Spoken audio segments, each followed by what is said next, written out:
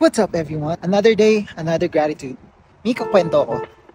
Kasi, na-realize ko lang na yung mga taong kilala, alam niyo yun, yung mga pwede mong pag-aralan yung biography nila, yung mga na-achieve nila, na makakapagturo sa'yo ng lesson dahil nga sa determination nila, sa goal nila sa buhay nila, matututo ka eh.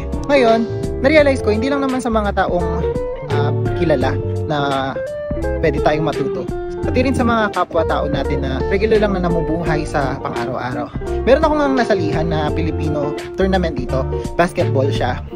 Nakita ko doon yung iba't ibang klaseng player na talagang yung determination nila and yung pagiging competitive nila. Talagang matututo ka how they trying their best to be one of the best player doon sa tournament na yun. And kung marirealize mo lang yung mga trials, yung mga effort, yung mga trainings bago sila sumali sa ganong tournament, talagang may hardship eh. Talagang makikita mo yung resulta ng practices nila. Ang gagaling ng mga player. Makikita mo doon na talagang may mga technique sila na pwede kang matuto. Maraming ako natutunan ng mga moves doon eh. Sana ma-practice ko siya at maging kasing galing ko rin sila. Kasing gagaling ng mga player. I'm about to try my best din. Masama yun sa practice ko or sa routine na makapag-practice ako. Makapaglaro ng basketball, kahit pa paano naman makaka-catch up ako sa mga local Filipino hoopers dito sa California. What's up?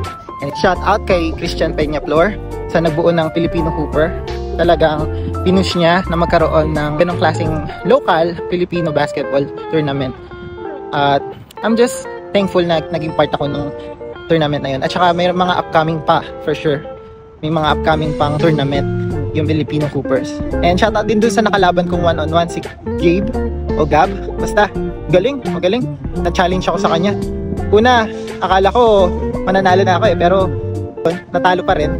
Kasi alam ko naman eh, na mas may effort at saka mas madalas siya nagbabasketball kaysa sa akin. Yun lang ang miko kwento ko for today.